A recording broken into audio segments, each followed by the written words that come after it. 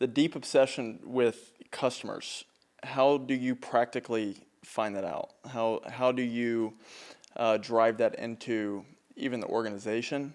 And then practically, how do you really kind of show that through the products that you're creating? Well, I can find out whether or not an organization has a deep obsession when I say, when's the last time you sat with a customer? And it's remarkable how much you'll get a pause and they'll be like, a year ago when we last did a customer research, and I'm like, that's way too long. One of my, I've built so many fun products over the years. And I remember a good buddy of mine, I've done projects with him for 17 years. He keeps hiring me every time he goes to a new place. He says, Ben, if you want this piece of work, it was for software for a nursing home. You got to go spend a day, go talk your way in and go observe what's going on in the hallways. Because we were doing the first time that they actually ever went from paper-based to electronic medical administration records, doing that whole administrating meds piece to it. And I remember sitting in the hall, I remember sitting there and watching nurses do their job and then recognizing that my goal for me was to sort of help them create a tighter relationship with the residents of their homes.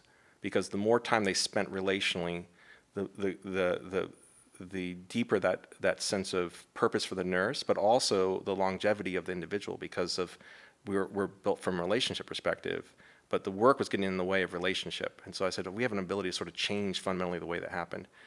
And so just going in and entering the world, all of a sudden realizes there's people here. And that's one of the things we forget is from a technologist perspective, technology can be so sterile that what you want to be able to recognize at the end of anything you build is a person. And every person that you touch, right, that person has a story. And the goal is for you to actually never forget that. And so to do that, so I can you got to be meeting the customer, and you got to really be sort of, and then it's really to understand what their intimate needs are. And that comes from a lot of this just through asking good questions, through it, observing their environments that they're in.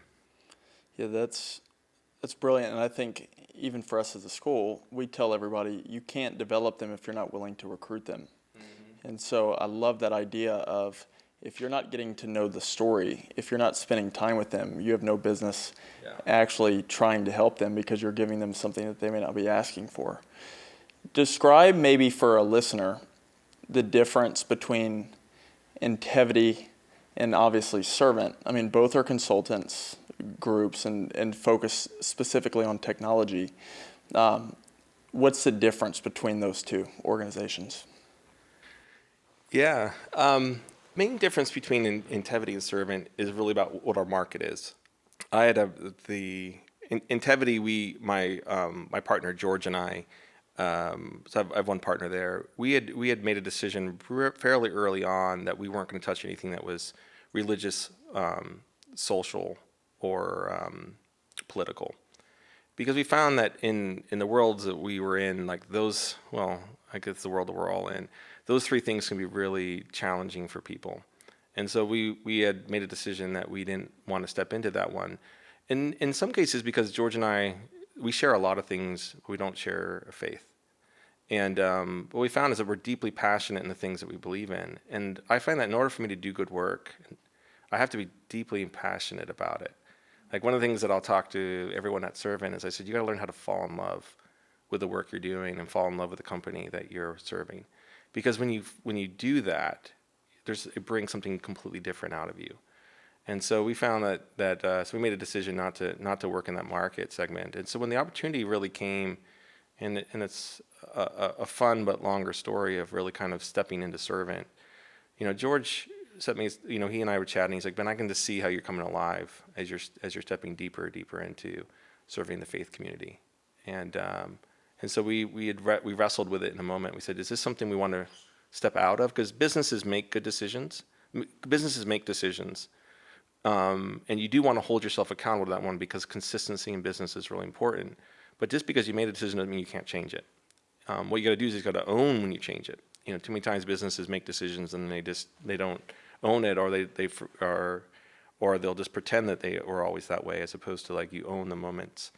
And so at that point, we just said, it actually made more sense for George wanted to step into from a CEO perspective, and I was looking at what I was doing for Servant. So I was able to sort of start serving based upon a lot of the great work that we've done at Intevity over the years. But this time I was able to do that, just like our audience was entirely a faith community. So Intevity won't serve political, religious, or social, and for Servant, we focus just on the church and the nonprofits that are around it. So what have you seen in the difference between maybe a faith-based organization, faith-based business versus a secular business or organization fundamentally outside of the scope of work? What are maybe some of the differences that you see between the two? Yeah, there's so many things. That question's fun to think about. I'll tell you one of the things that in the faith market that I found that surprised me is that one is because I serve in the private markets, the market forces decisions on you, and so there's this competition, price, like the competition will go ahead and even the economics won't let a bad idea stand for long, because it just won't. The idea sinks or swims on its own. In the church, there's a tendency I find for it to sort of nurture ideas on longer than what you'll find in the marketplace, because what you have is someone's complete passion and sense of purpose that's interacted with their mission and business, and so that dynamics a little bit was new for me, when I came in, because you're recognizing it's not just as a business idea good. It's like how does the identity of the person or the organization wrapped up into what they're doing. So that was a really big difference to it. Also, in the private markets, we have what's really healthy in the private markets is a commoditization cycle. And so what happens is you always have this explosion of tech, and then ultimately over time it matures, and then it starts to standardize, and then that becomes the new base in which everyone builds off of. And then you've got this explosion of new. And then all of a sudden the new gets collapsed in through acquisition or business is dying. And what happens is like you start to create these building blocks in which everyone starts to build on top of, and that's how industries accelerate. And I didn't find that here within when I started to serve the church, is like, because the market forces aren't there to force that consolidation and commoditization. And so I found is like what's been important is like, so if the market's not going to do it, it really requires leaders to do it. And so we developed a concept here, which is a set of design principles that we use whenever we work with folks, and one of them is collaborate wherever possible, build only where necessary. And we do that because we have to kind of be that internal driver to ensure that the church is moving towards common frameworks and common technologies, as opposed to a sprawl and a fracturing that was there. Do you ever see, whenever you're working with some of these organizations and some of these leaders, a resistance to adapt? I mean, obviously that's something that you see in the faith-based area, but whenever you're working with somebody specifically at Servant, are there people that are a little bit hesitant of the solutions that you provide? Yeah, but I'd say that's common even in the private markets. Change is a scary thing for people. They're weighing the balance of lots of different variables that are inside of it. Some of it is like there's a self-preservation mode. So there's lots of motivations. What I find is that technology can make people insecure. There's like none of us, especially as you get kind of older in your career, like to say, I don't know. And, we talked about like the importance of being able to ask the kind of like the simple question or the stupid question, depending upon what school you hear from that. And I find executives are no different. And so because technology is changing so rapidly, a lot of leaders will pull back from it. And so they'll either go ahead and so you have to walk them through that. I find one of the, and so that's a common thread in both of those places. And so that because I can't ask the questions, I can't sort of address the fears that I have that are typically associated with that. What do you say to a faith-based leader that maybe is a little bit hesitant or concerned with what's happening maybe in the AI space? They don't want to touch it. How do you address those concerns? Yeah, I think what I'd like to talk about is like when we're talking about technology within the faith is like recognizing that because like you have to play inside of the channels or the environments that the people you're trying to reach are in. And so you can either, one of the big changes during the internet was this movement from you're going to come into my space and I'm going to control the environment and I'm bringing people into it, because that's what we used to have, is like we had to gather and congregate places.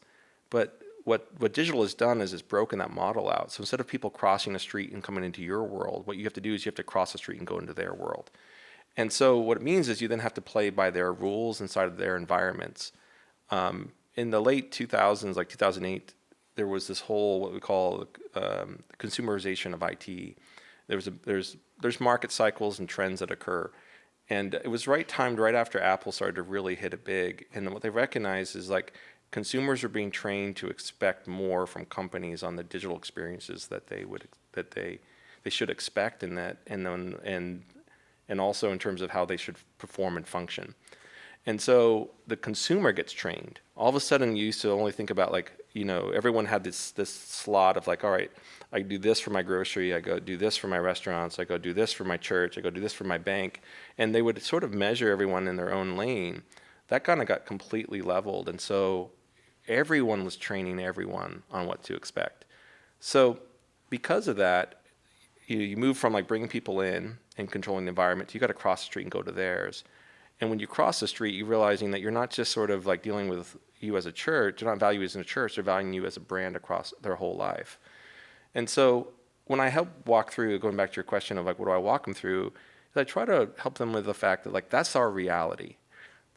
We can argue about it. We can say that it's unfair. We can go through all the different reasons it shouldn't be. And it's like, okay, but at the end of the day, that's the reality. And if our goal is to sort of engage deep with people, we have to sort of adjust and adapt into the worlds that they live in order for us. And so then it becomes a question of like, how do we sort of like how do we go ahead and figure out how do we fit ourselves into that, so that what we can do is ultimately reach new people, disciples, and teach them. Do you see a difference, and you would hope you would, but do you see a difference in a faith-based CEO and what is their primary driver for success within the organization versus maybe the secular world's CEO and what drives them? Yeah, I've met, there's a difference to it. I've had the privilege of working with some incredible CEOs in the faith space. And one of the things I found for them is that there's not, and I understand where this comes from in the private markets. Private markets, we live on a quarter-by-quarter basis. They typically have a 2-year stint of rotation. They're growing their business, they're growing their companies they're leading, and growing their careers. And so for that, their timeline is different. I also work with a fair amount of private equity. In private equity, it's really about how do I sort of turn and burn. And so it creates this real hard view when all of a sudden everything is good, everything is managed on the spreadsheet. And I'm talking the extreme aspect. I've met some great people that are not of faith that are, that are great leaders, but I've also had a chance to be exposed to folks that they've distilled everything down to a spreadsheet number, and that's all you are from it. And so they manage from that position. What I find is that for some leaders that bring their, in the faith space, they have a deep patience to it. Because what they're recognizing is like there's a difference like the highest form of ownership is stewardship. When you realize that why they're simply stewards of the resources that God has given them in their lives. And so now I find that for me, stewardship, it rests very heavy on my shoulders. I want to do more than if I own it and I can be frivolous with it. I don't own it and I need to sort of be accountable to it. But that also is like when you're bringing in faith, is you're recognizing you're in partnership with God on the work that you're doing. If you're called into it, it means that he's also brought in resources to you to do that. And those resources could be many times show up in the terms of relationships. And so that's the second part I've noticed in the faith community is not just the patience, right, comes from sort of kind of having a long view of like this is the Lord's, but also this deeply relational aspect to it. Because there is a part where when God brings relationships as a form of resources in our lives. So you talked about earlier that you had a moment, or really kind of a phase, where you left maybe the faith in terms of how you bring that to work every single day.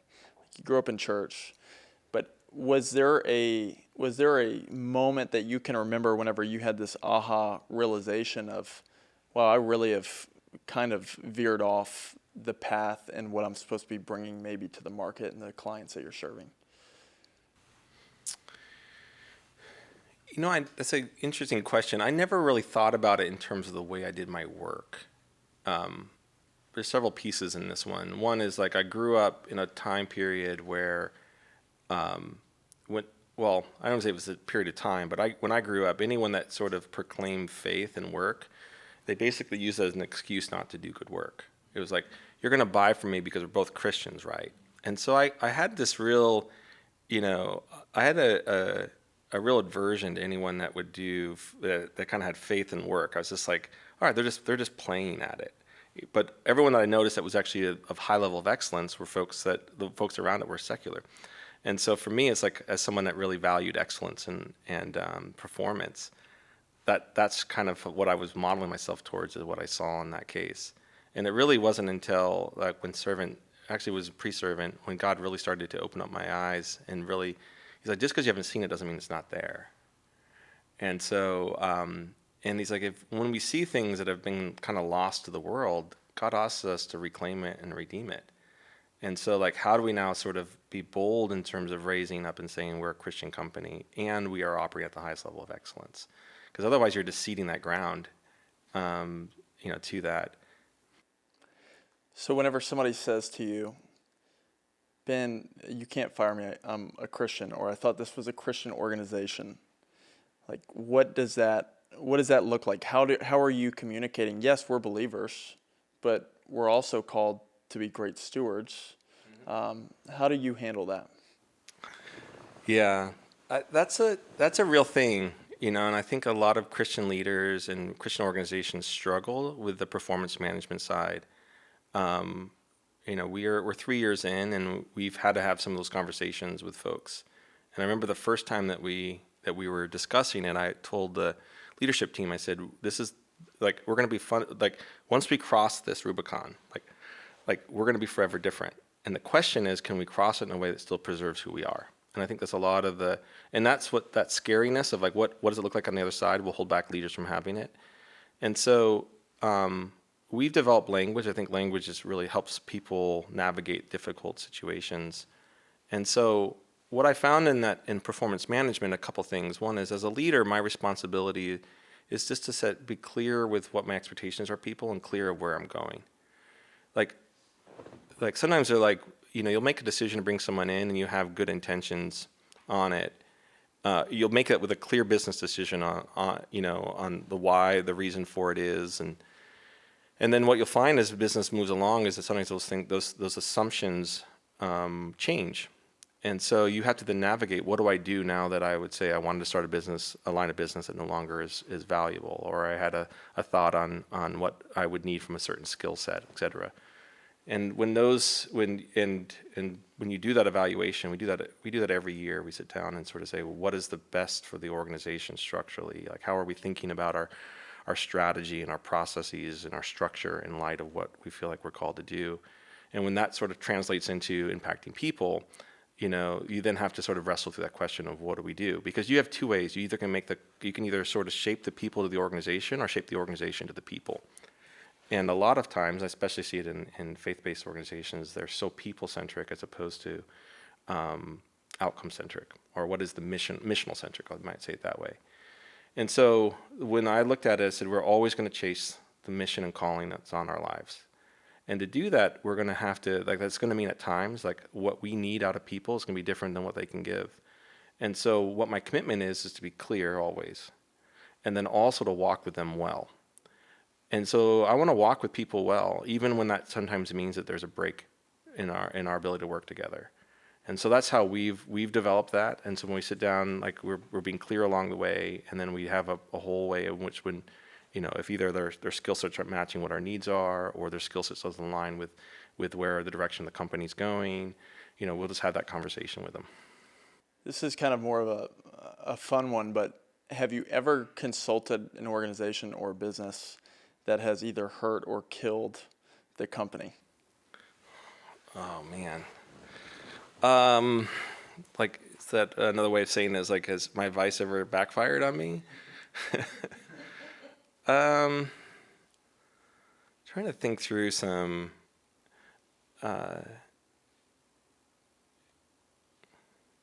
It has. I'm trying to think through some specifics for it. I know, you can't have been doing this as long as I have without having it. Like we have at Intevity, we have an 85% success rate in our work, which is really good.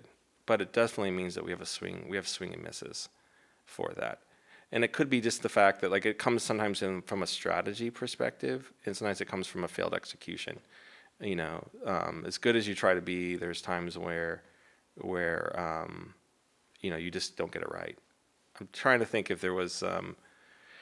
I remember there's one time that we had this interesting experience where it didn't kill the company, but it basically killed our chances to work there again. We were working with an organization that was doing a merger, and we were asked to go in and do an analysis of the work and the performance being done, and found out that the EVP was sleeping with the VP, and that was creating this really weird work dynamic because decisions weren't getting done and people weren't being held accountable. And so the CEO was like asked during the readout, and the question was like, do you really want to know what's going on? And he's like, absolutely. And we were in that weird scenario where like, if we, like some people are like, they want the truth and then they'll deal with it, but they don't want you around because you remind them of the truth that was there beforehand. And so you get some of those moments where you have to kind of, you realize that, when you're consulting back to it, you have to weigh the weight of the decisions that you make in terms of how they impact you and how they impact an organization. What is something right now in business that is a frustration point in the world that you wish that you can change? I think the challenges that I see, the frustration aspect of it is like how it's really in that employee engagement perspective.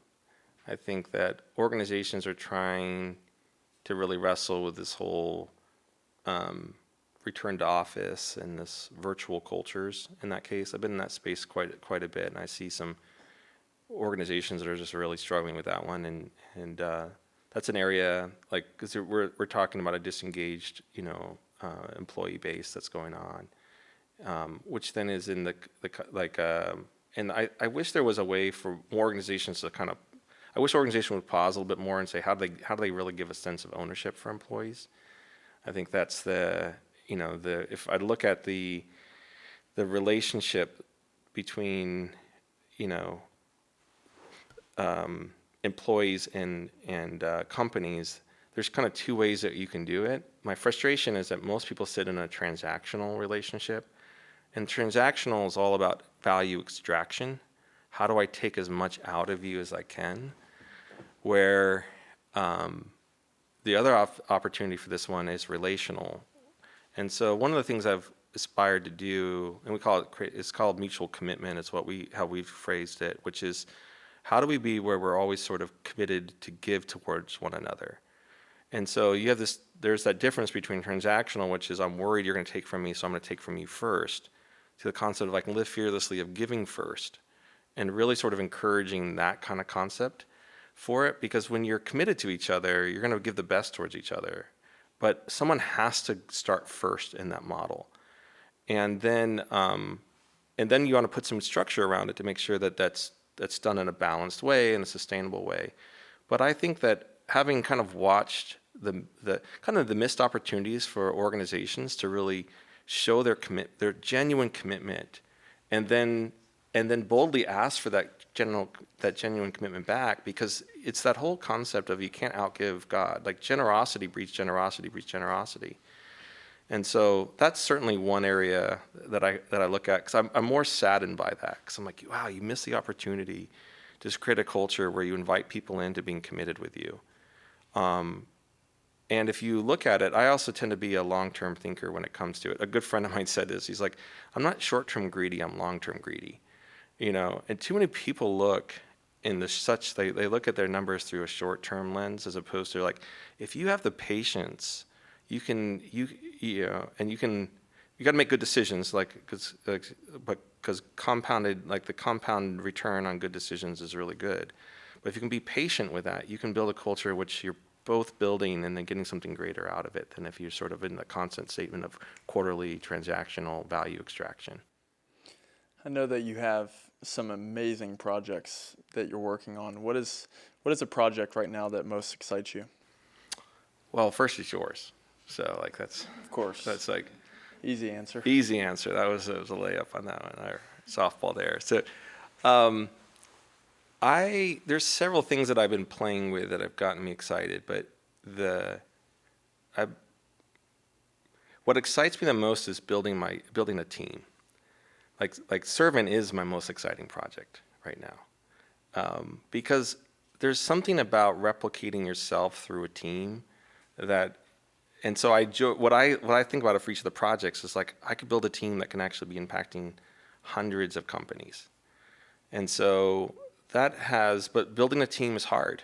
You know, it takes a lot of work to go in there and develop talent and develop structure around them to support the outcomes that you want to get into. So I think I find that my most exciting work that I'm doing is developing the leadership team at Servant. That's getting me the most excitement and satisfaction out of my life right now.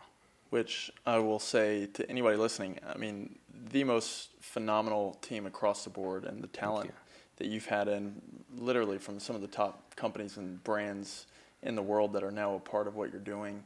Obviously, you're doing a phenomenal job of what y'all are creating at Servant, and so we're grateful. And I want to close with this last question. If obviously, knowing what you know now, the journey that you've been on, what is maybe some advice that you would give to a young Ben Elmore who is kind of new in this startup process, and what you've learned over the last few decades? That whole speak to your younger self question on that part. Classic. It is classic. There's several things that I'd start with reinforcing the value of hard work. You know, they say, what's the secret to success? And I say it's actually pretty straightforward. It's be willing to do one thing more than anyone else is willing to do every day. It's because the ability for you to get that compounded return on your time is just incredible. So that's the basis I find for success. And so I'd start with just reinforcing that. I think the second part advice I'd give to it now is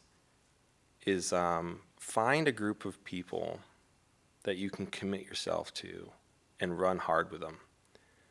You know, that's difficult. Being in relationships are hard. You know, you're gonna, but I would remind myself, like, it's worth the risk of relationships, and that, because I found over the last 5 to 7 years some guys that I've run with that have just changed my life. So I would encourage that, and I didn't have that perspective and mindset as I was running earlier.